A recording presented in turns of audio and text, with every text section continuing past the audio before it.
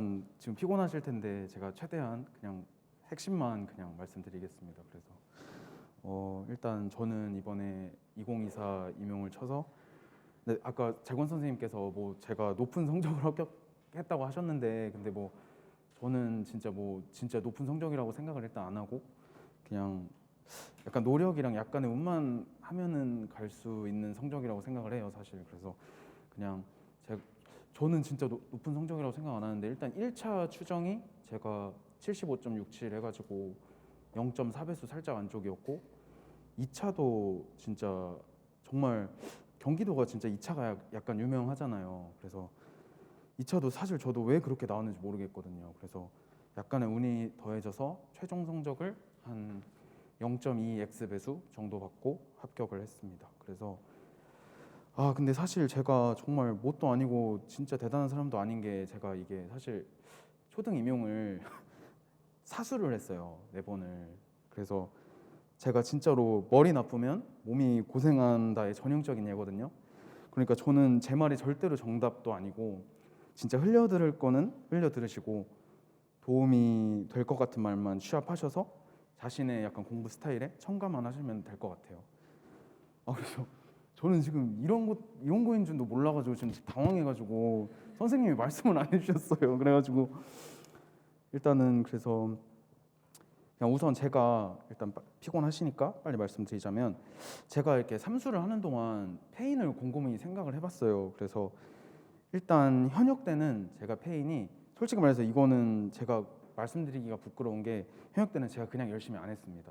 이때는 그냥 16년도였는데 그냥 공부를 2개월 하고 들어갔더니 1차 탈했습니다. 그러니까 저 같은 진짜 한심하고 멍청한 짓은 절대 안 하실 테니까. 어쨌든 현역 때는 그렇게 해서 떨어졌고, 재수 때는 제가 기간제를 병행을 하면서 그래도 하루에 6시간씩은 그래도 꾸준히 했던 것 같아요. 그래서 근데 이때 약간 제가 생각한 페인은 너무 인풋만 하려고 그랬어요.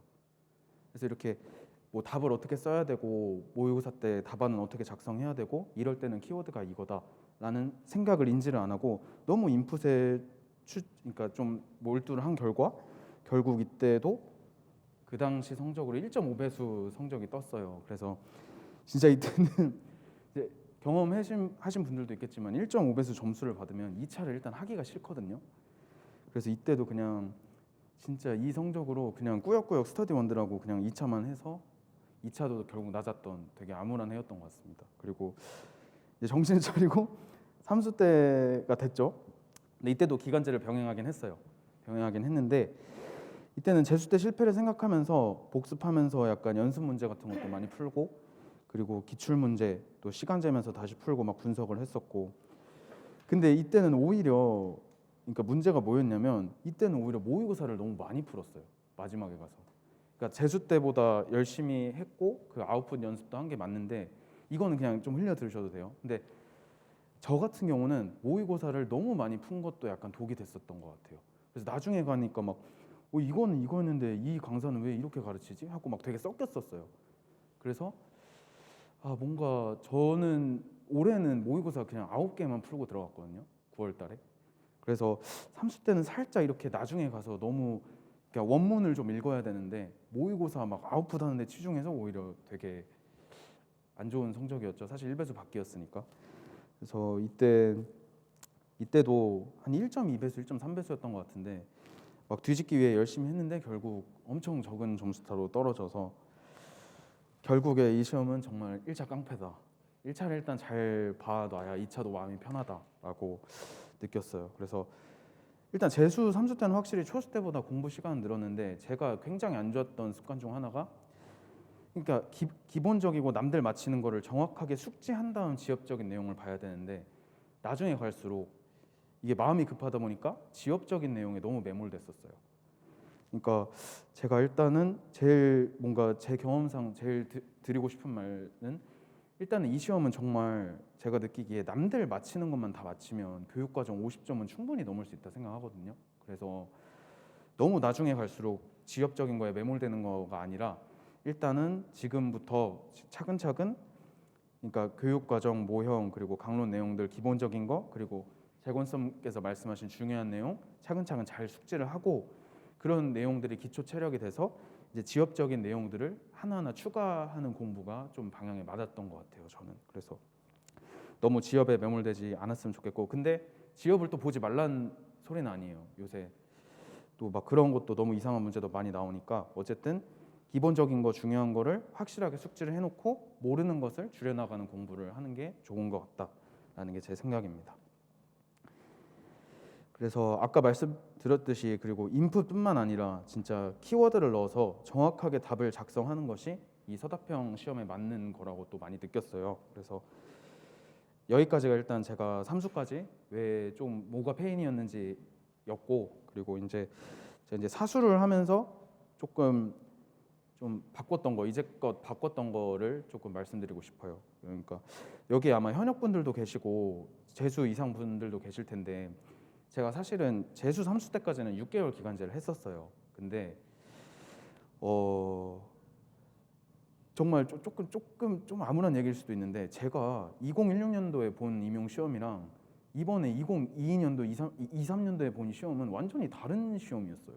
그러니까 이게 시험이 점점 이상해져요. 괴랄해지고.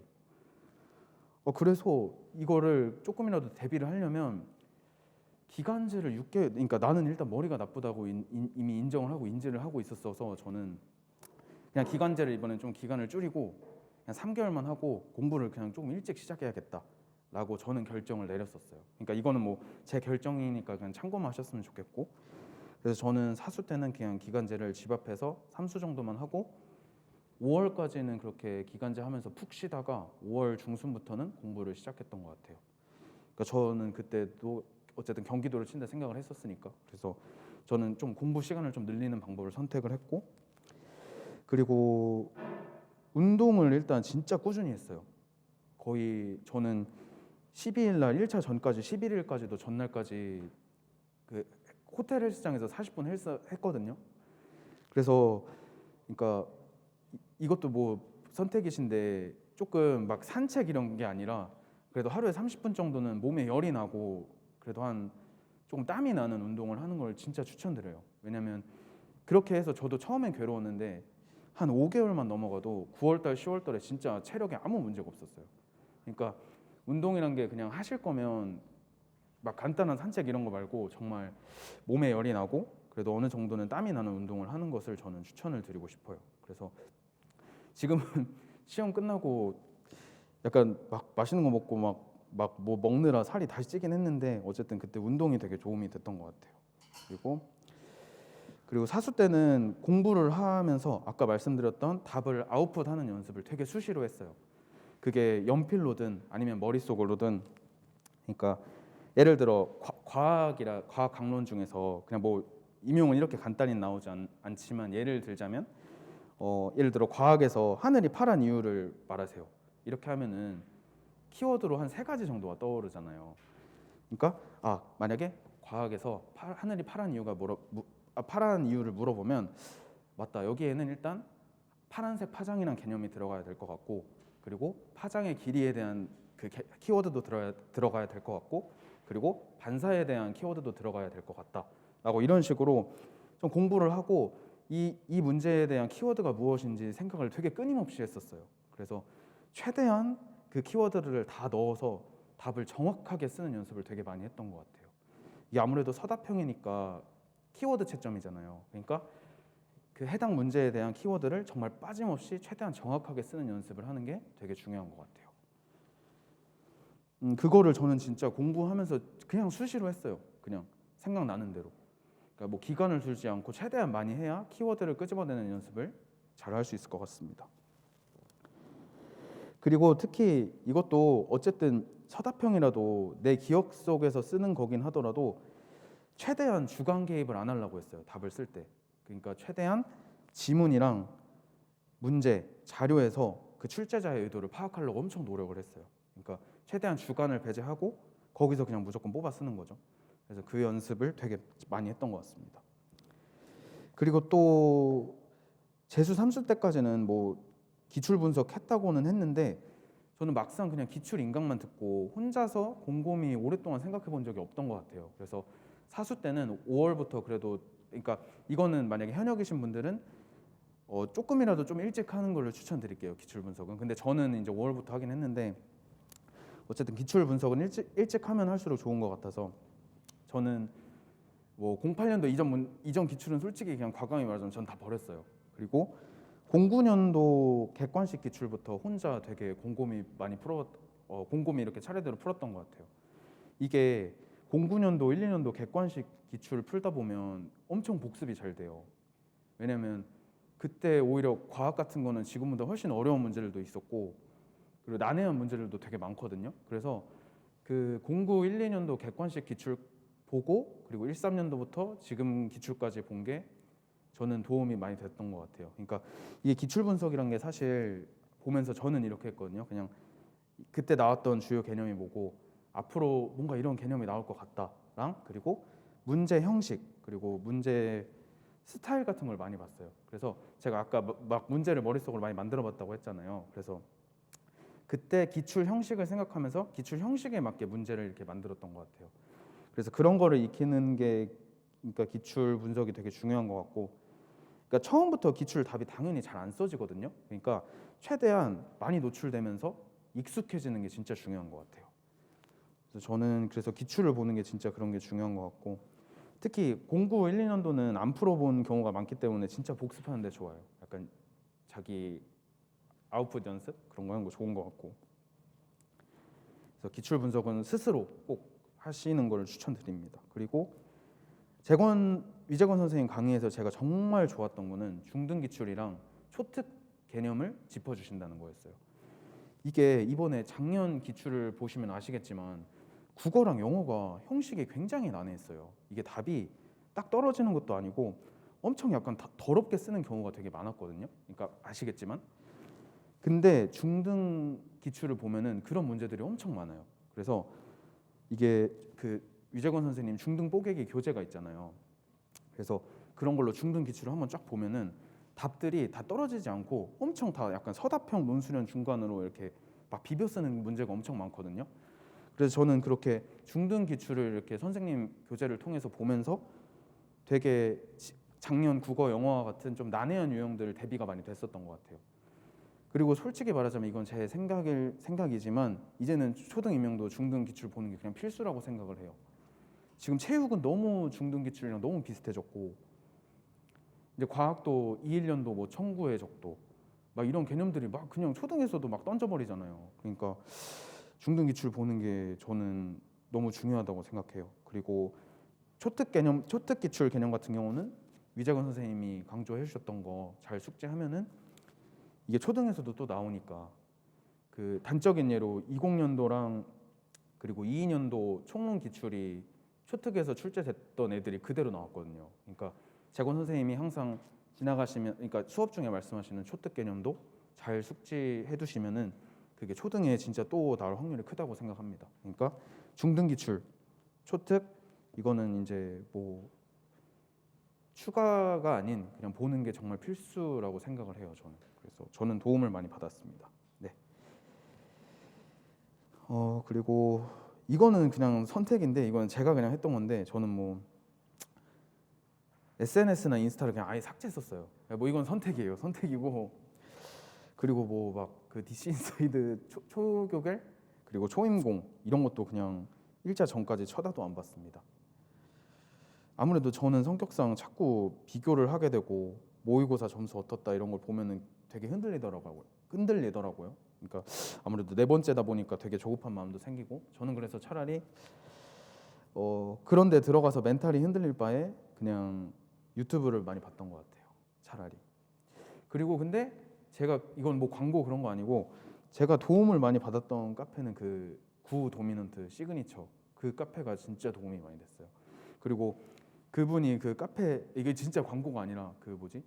그 장분이 초고득점자시잖아요. 2020년도에 막 74점인가 맞으시고 저 그렇다고 들었거든요. 그러니까 그분의 수기를 한번 읽어보세요. 그러면은 와 초고득점자는 이렇게 생각을 하는구나 약간 인식의 변화가 생겨요. 그러니까 저는 개인적으로 그 시그니처님 그러니까 수기 거기 카페에 있거든요. 그거 정독하시는 것도 추천드릴게요. 그분도 중등 기출 되게 강조 많이 하세요. 네, 여기까지가 그냥 뭐 구체적인 거였고 제가 빨리 끝낼게요. 네, 뭐 자세한 공부 내용에 관해서는 그리고 1월부터 교육과정이나 모형 총론은 그냥 꾸준히 그냥 보시길 그냥 추천드릴게요. 저도 물론 교육과정 통암기는 저도 그냥 비추천해드리는데 저는 그냥 다 빈칸을 뚫고 외웠거든요. 근데 이게 참 교육과정도 이게 웃긴 게 제가 22년도랑 23년도 22년도까지만 해도 이제 이제 교육과정 안 나오네 이렇게 좀 학생들이 다들 그렇게 생각을 했단 말이에요. 근데 2, 3년도 기출을 보면 이번에 미술 다양한 감각, 실과, 뒷교, 평방유 이게 그냥 풀로 쓰라고 나와 버리잖아요. 그러니까 진짜 이 시험이 경향성이 없는 게 딱 그건 것 같아요. 그냥 안 나온다 생각하지 말고 빈칸으로라도 챙겨놔야 나중에 마음이 편할 것 같아요. 그래서 이런 교육과정이나 모형 총론은 그냥 진짜 1월부터 꾸준히 보시는 거를 추천을 드리고, 그리고 총론 같은 경우도 지금 재건쌤 교재 보면은 빈칸이 뚫려 있잖아요. 근데 나중에 가서는 이제 자연스럽게 그 빈칸보다 훨씬 더 긴 빈칸으로 외우고 계실 거예요. 그러니까 어쨌든 지금부터 꾸준히 보시면 그리고 나중에 불안감도 약간 줄일 수 있으니까 꾸준히 보는 걸 추천드리고, 네, 뭐 모형은 두말할 거 없이 중요하죠. 특히 이거 22년도 체육만 보더라도 이게 안 나올 것 같은 그 배려 무슨 모형 나왔잖아요. 책임감 모형인가? 그러니까 그냥 안 나온다 이 생각을 버리는 게 중요한 것 같아요. 앞으로는. 그래서 최대한 뭐 나 이거 버릴래 이런 마인드로는 조금 약간 화를 당할 가능성이 커진 시험인 것 같습니다. 네. 그리고 아까 말씀드렸듯이 기출 분석은 이렇게 인강 진도 나가면서 복습하면서 일찍부터 봐두는 걸 추천드리고, 어쨌든 뭐 N수 분들 말고 현역 분들은 처음에는 당연히 답 쓰는 게 당연히 안 될 거예요. 그러니까 최대한 많이 봐서 익숙해지는 게 중요하다고 생각합니다. 그리고 기출 문제 중에 어려운 걸 보고 오래 걸려도 괜찮으니까 한 문제에 몇십 분 걸리더라도 그것을 집요하게 끄집어내서 답을 쓰는 연습을 꼭 하시길 추천드립니다. 네. 그리고 모의고사는 정말 이거는 저도 뭐 사바사인데 저는 개인적으로 9월부터 풀어도 절대 늦지 않다고 생각을 합니다. 일단은 그리고 모든 과목의 지총은 한 번쯤은 조금 정독하는 걸 추천드려요. 이게 실과 체육 보면은 체육이 진짜 그게 심한 것 같아요. 그렇죠? 그러니까 이런 특정 과목들은 진짜 지총을 정독을 그러니까 다양한 출판사의 지총을 정독을 해두는 게 중요한 것 같아요. 특히 체육은 이 지총에서 나왔다가 저 지총에서 나왔다가 그러니까 그래서 저는 그렇게 느꼈고, 그리고 아까 말씀드렸다시피 남들 맞히는 거 일단 다 맞힌다고 생각을 하셔야 돼요. 그리고 절대로 지엽적인 부분에 매몰되지 말고 일단 남들이 맞히는 거 다 맞힌다고 생각하면은 교육과정 50점 충분히 넘긴다고 생각합니다.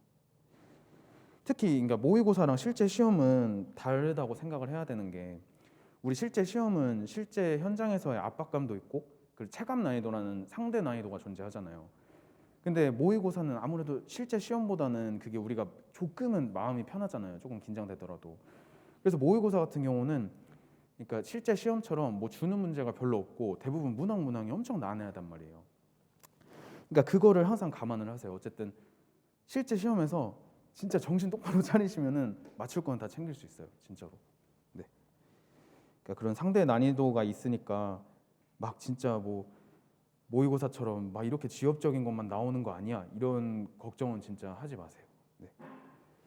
어쨌든 그렇고, 대신 실제 시험은 진짜 압박감이 진짜 크거든요. 특히 저는 진짜 이게 저도 지금 이제 교육과정 A를 보면은 그냥 웃으면서 볼 수 있는데 작년 교육과정 A는 진짜 충격과 공포였어요. 그냥 시험장에서 진짜 아니 보는데 뭐 이거 나보고 뭘 쓰라는 거지? 이 생각이 드는 거예요. 딱 보면서. 그래서 진짜 그런 최악의 상황들 있잖아요. 이거 너무 어렵다. 대체 이거 뭘 써야 되나 그런 거에 대한 이미지 트레이닝도 하시길 추천드립니다.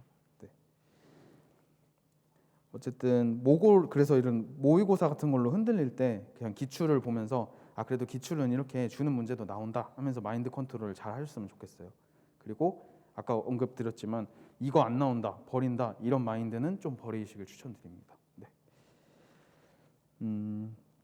그리고 모든 과목에서 예를 들어 모르는 개념이 나오잖아요. 그럴 때 저는 약간 재수 3수 때는 좀 무지성으로 암기한 것도 있었는데 그럴 때 약간 절대로 무지성으로 암기하지 말고 모르는 개념은 구글이나 인터넷에 검색을 하든 아니면 재권 선생님 같은 전문가 분들한테 여쭤보든 정확히 알아서 이해를 하는 게 되게 중요하다고 생각해요. 이제 작년만 보더라도 이제 무지성 암기에서 인출하는 문제가 나오긴 나왔네 수학에서. 근데 어쨌든 조금 어려워하는 문항들은 대부분 이제 그런 문항이 없잖아요. 흔히 말하는 주는 문항들. 그러니까 개념에 대해서 정확히 알아야 이제 답을 쓸 수 있다고 생각을 합니다.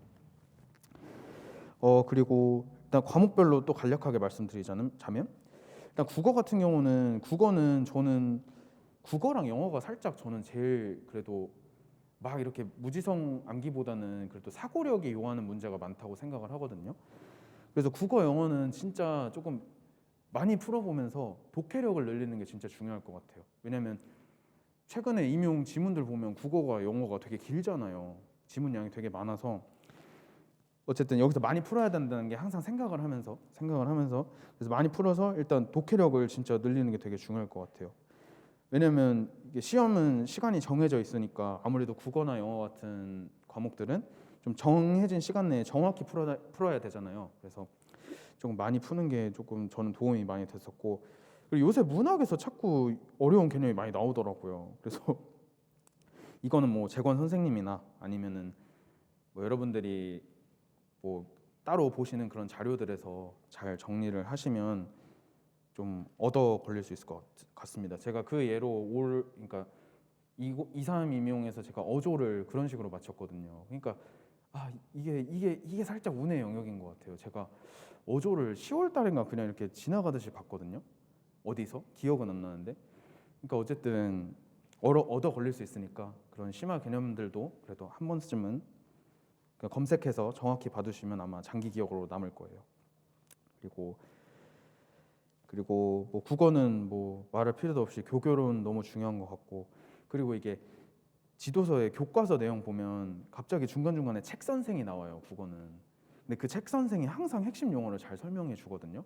근데 그런 데서 시험에서 되게 많이 나왔단 말이에요. 그러니까 그런 약간 중간중간 용어 설명 그런 것도 보면은 도움이 되게 많이 될 것 같습니다.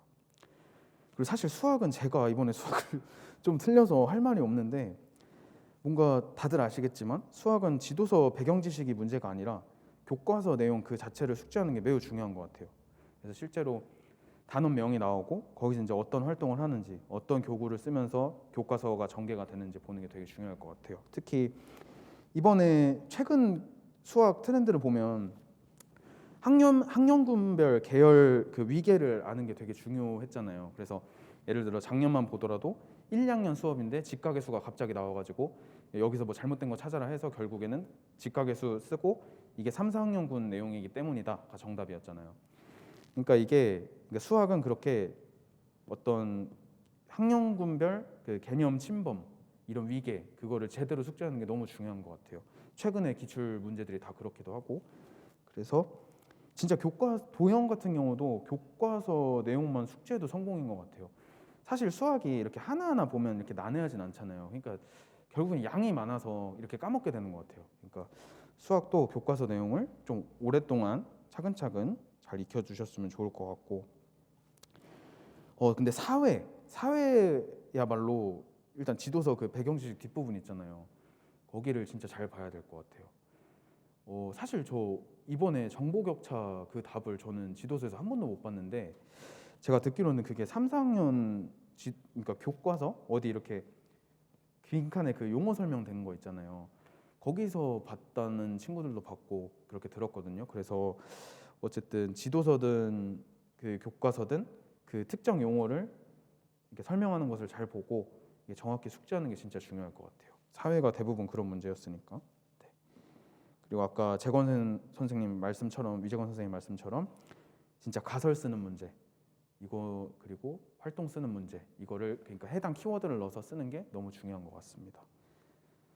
당장 기출문 보더라도 21년도에 생활권, 시간거리 그런 문제도 있었고 작년만 해도 뭐 사회변화 그렇게 다 용어 위주였잖아요. 그래서 사회는 어쩔 수 없이 그 지도서 배경 지식 뒷부분 용어를 정확히 보는 게 중요하다고 생각합니다. 그리고 과학은 솔직히 말해서 저는 실험 과정은 이번에 이것도 선택이에요. 근데 실험 과정을 막 달달이 외우고 그런 건 안 했어요. 절대로 안 했고 그냥 유의점 그리고 실험 유의점 그리고 실험과 관련된 심화 지식 숙지하는 거 이거를 되게 중요하게 생각하면서 공부를 했던 것 같아요. 그래서 저는 모르겠으면 그러니까 대학교에서도 그 공대 다니는 친구한테 막 물어보면서 최대한 정확한 지식을 숙지하려고 노력을 많이 했어요.